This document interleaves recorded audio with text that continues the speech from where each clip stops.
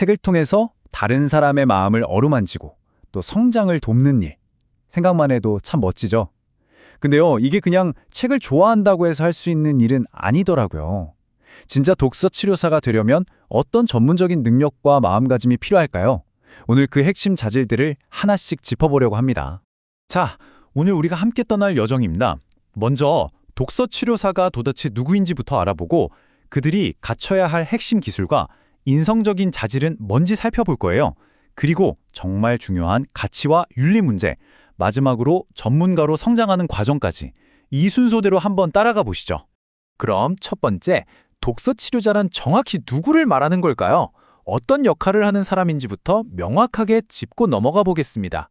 여기서 진짜 중요한 단어가 바로 조력자라는 건데요. 그러니까 정답을 알려주는 사람이 아니에요. 참여자가 스스로 자기 문제의 답을 찾아낼 수 있도록 옆에서 힘을 실어주고 도와주는 역할인 거죠. 그래서 이 관계는 위에서 아래로 가르치는 수직적인 관계가 절대 아닙니다. 오히려 나란히 앉아서 같은 눈높이로 귀를 기울여주는 그런 수평적인 파트너십에 훨씬 가깝죠. 길을 대신 가주는 게 아니라 스스로 길을 찾아갈 수 있도록 곁에서 묵묵히 들어주는 사람, 바로 경청자인 셈입니다. 그렇다면 이런 깊은 신뢰 관계를 만들고 또 이끌어가기 위해서 독서 치료사는 어떤 전문적인 도구를 사용할까요? 일종의 전문가용 도구 상자를 한번 열어보는 시간이라고 할 수 있겠네요. 효과적인 독서 치료는요, 이 네 가지 기둥이 정말 튼튼하게 서 있어야 합니다. 먼저 사람, 즉 참여자에 대한 깊은 이해가 필요하고요. 당연히 문학 자료에 대한 전문성도 있어야겠죠. 그리고 이 둘을 연결하는 치료적 관계와 상담 과정 전체를 꿰뚫어보는 통찰력까지 이 네 가지가 모두 필요합니다. 근데 놀랍게도 독서 치료는 말 한마디를 건네기도 전부터 시작됩니다. 바로 몸짓, 그러니까 자세를 통해서요. 비언어적인 소통이 그만큼 강력한 도구가 되는 거죠.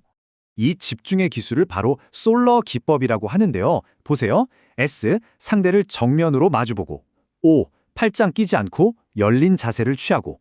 L, 살짝 몸을 기울여서 당신 이야기에 관심 있어요 라는 신호를 보내고.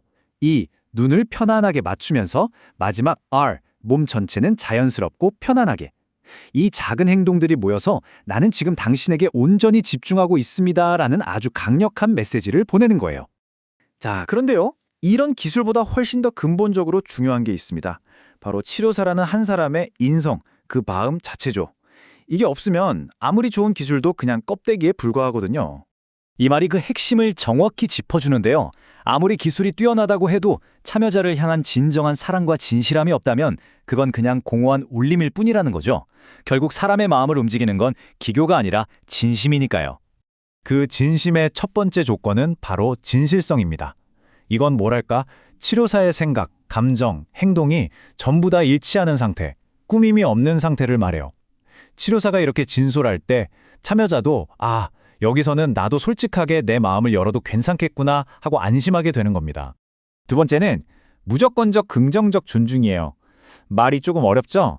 쉽게 말해서 그 사람이 어떤 행동을 하든 어떤 감정을 느끼든 판단하지 않고 그 사람 자체를 있는 그대로 소중하게 여기고 존중해주는 태도를 말합니다.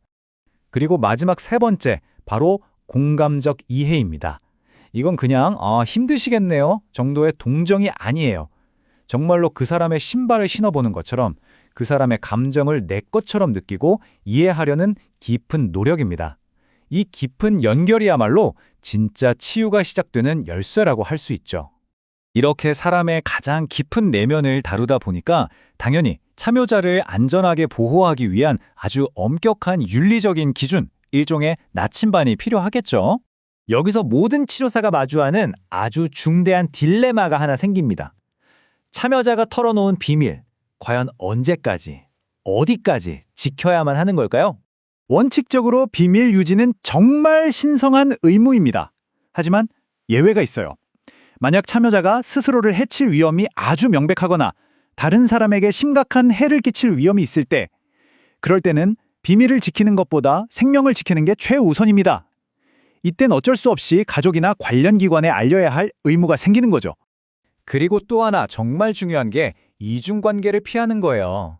이게 뭐냐면 치료 관계 외에 다른 관계를 맺지 않는다는 뜻입니다. 예를 들어 친구나 가족을 상담하거나 참여자와 돈 거래를 하는 것처럼요. 이런 것들은 치료의 순수성을 해치기 때문에 절대 금물입니다. 치료는 오직 치료실 안에서만 전문가와 참여자의 관계로만 존재해야 하는 거죠. 자, 그럼 이렇게 책을 통해 마음을 읽고 깊은 관계를 맺고 또 엄격한 윤리까지 지켜야 하는 북서치료사. 대체 어떻게 될 수 있는 걸까요? 당연히 아주 체계적인 훈련 과정이 필요합니다.